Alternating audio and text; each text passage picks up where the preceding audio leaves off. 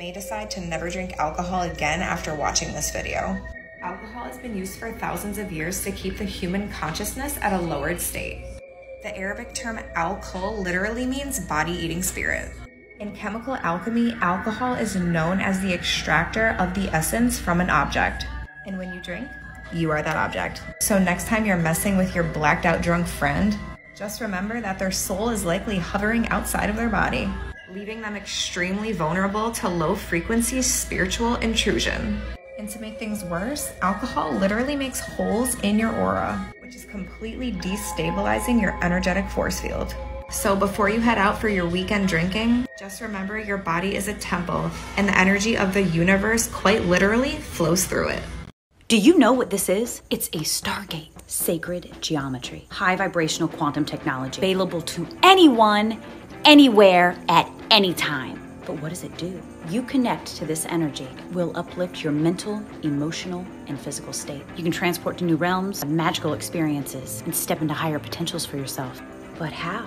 All you have to do is intend to connect. You just close your eyes and call in the Stargate. The more often you connect, the more powerful its potential becomes. You are far more than you think you are. To learn more, go here. My mind is blown. Tell me if you know about this Stargate, please. This is what happens when you become one with nature.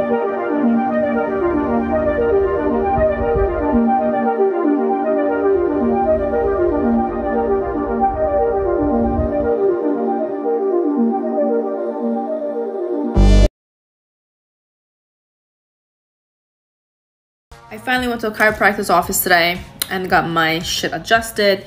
For weeks, I've been feeling like I got hit by trucks and I've been in so much pain. Turns out my rib was out of alignment, so I got that fixed, which I feel a lot better now. When she was doing muscle work on me, she said something because she's also intuitive, so when she touches people's bodies, she can, I guess, see things or whatever. And she said, one thing I do see for you, Vicky, is that your third eye is very open, and I need you to work on closing that sometimes. You don't say. So I asked her, do you know what I am?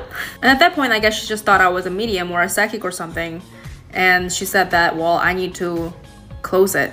Ma'am, I was born like this. It's like telling me to shut my eyes. It's like telling me to shut my mouth. I can't close it. It's a part of me. I'm a natural oracle. So I told her I'm a shaman, and she didn't really understand what that means. She doesn't know what that all entails. So she stopped giving advice, which I actually appreciate that, because you shouldn't speak on things you don't understand.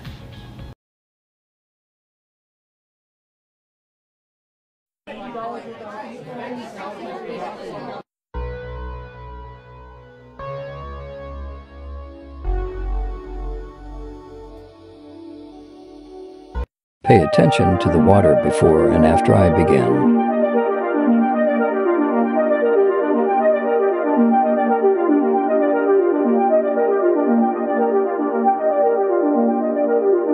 Now I am focusing my energy across the water.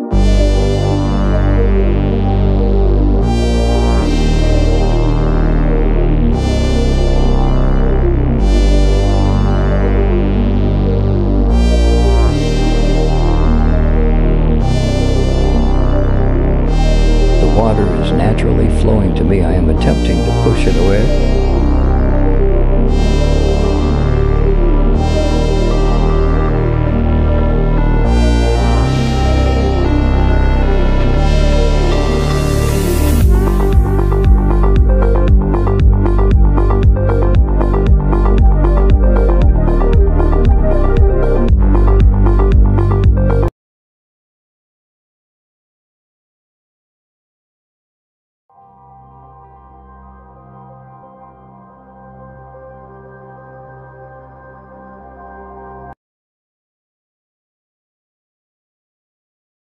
Thus we arrive at the second spiritual secret.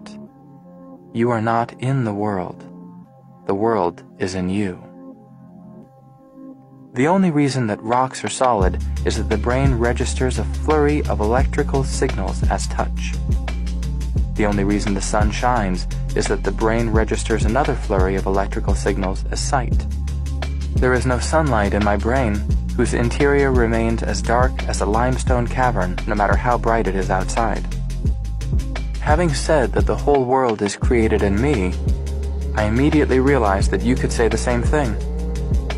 Are you in my dream, or am I in yours? Or are we all trapped in some bizarre combination of each other's personal version of events? To me, this isn't a problem, but the very heart of spirituality. Everyone is a creator.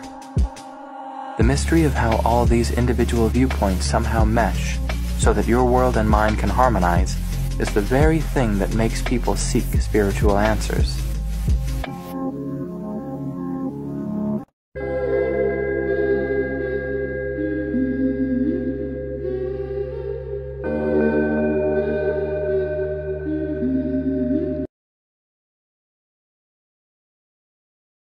This is why you don't talk about people.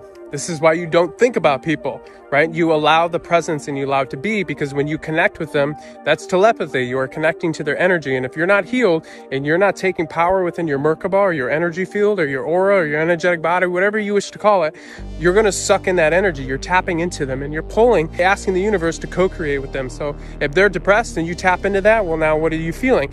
So this is the easiest way to tell or practice telepathy. Thought pops in. First of all, what prompted that, right? That's the first sign that somebody's talking about you. And you got to understand that time is irrelevant, right? Time is literally irrelevant. They could have been thinking about you 20 minutes ago. It's all synchronistic of when it was meant to enter into your reality. So now it's time to separate from those forms. And as you start to practice this, and as you start to become more conscious and present and aware of these thoughts and how they're not yours, you'll start to connect with them and you'll start to work with this energy, and it'll be so easy to tell. To understand quantum timeline jumping, let's take it back for a second. Every single moment in your past that you had to make a decision, there were at least two choices, if not more. Imagine you chose one thing, which is the reality you're currently experiencing in this space-time. Now imagine that those other choices still exist, just on another timeline. And all of those timelines exist in the quantum field. This is you in the present moment, and the current you is going to lead to a future based on your current trajectory. And if you step into a new state of consciousness, this will create a new future. Or you could enter a lower timeline in your future based on spiraling into fear, depression, sadness. Now the timeline you'll choose for the future is actually already determined unless you choose differently. You must break the cycle to continue, evolve, or repeat. No problem can be solved with the same level of consciousness that created it. From my new book, 10 Secrets of Awakening.